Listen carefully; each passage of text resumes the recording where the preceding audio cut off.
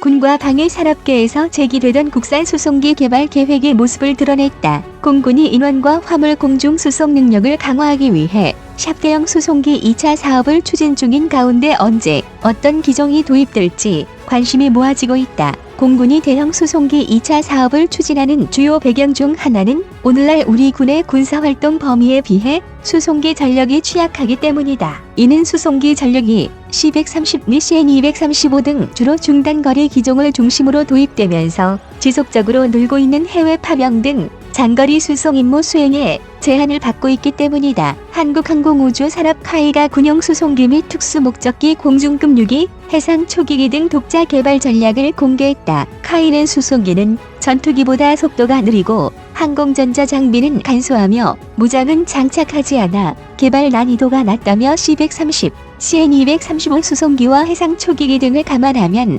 33대의 수요가 있고 국내 저비용 항공사 대상으로 20여 대의 수요가 있다고 밝혔다. 28일 방산업계에 따르면 카이는 최근 열린 2021 항공우주력 발전 컨퍼런스에서 현재 운용 중인 수송기 C-130 미국 록히드 마틴사 및 CN-235 스페인, 인도네시아가 합작 등을 대체할 국산 수송기의 단계적 개발 계획을 밝혔다. 2030년대 이후 특수임무기 수요가 추가될 가능성이 높아 전체적인 수요는 더 늘어날 전망이다. 1단계로 국방부, 산업부 국책사업 형태로 수송기를 만들고 2단계는 국방부 주관 특수임무기 개발과 산업부 주관 민수중 형기를 만든다. 1단계는 국책사업으로 쌍발 제트 엔진을 장착한 군용 수송기를 개발한다.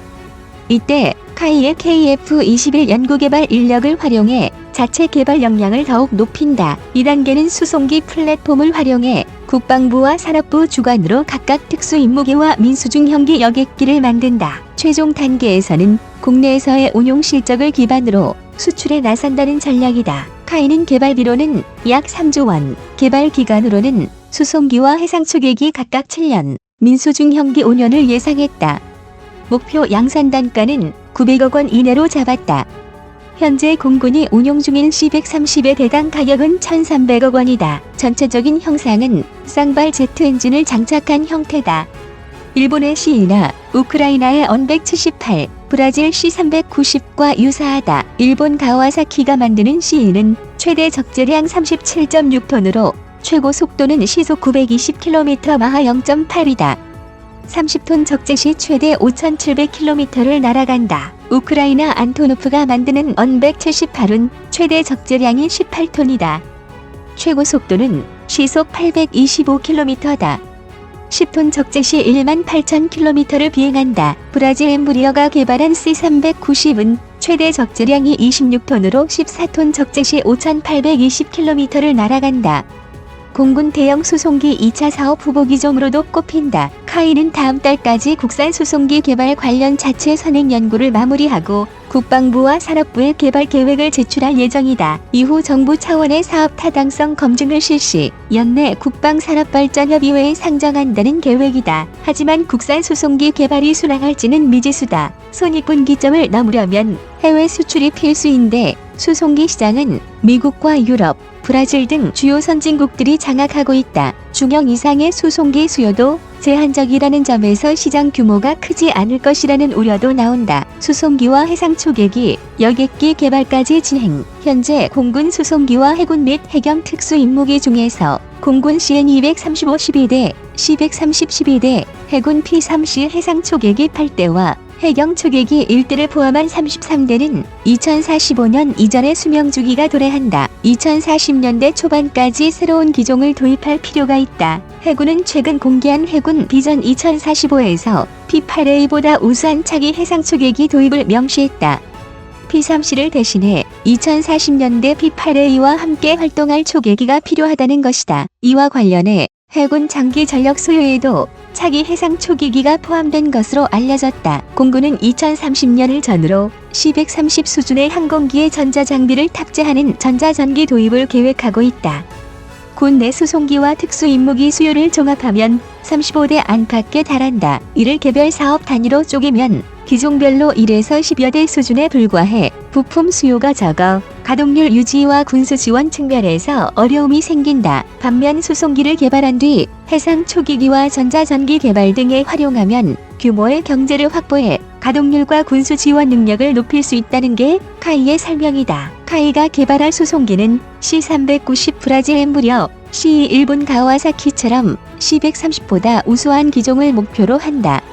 외형 또한 이들 기종과 유사하다. 정부의 정책 결정이 빠르게 이루어지면 2025에서 2031년 체계 개발을 진행해 2033년부터 양산에 들어간다는 방침이다. 카이는 수송기 시제기 조립이 이루어질 2029년에는 해상 초기기 체계 개발에 착수, 2035년 완료하고 중형 여객기는 2032년부터 개발을 시작한다는 보관을 갖고 있다. 카이는 전투기처럼 무장을 장착하지 않고 항공전자 장비는 KF-21보다 간단하며 엔진도 기존 제품을 활용하므로 수송기 국내 개발이 충분히 가능하다는 입장이다. 해상 초계기 외에도 공중급유기, 무인기 발사 플랫폼, 무장형 건십 등 다양한 파상형 개발도 가능하다고 밝히고 있다. 하지만 국산 수송기의 경쟁력에 대해서는 회의적인 견해도 나온다.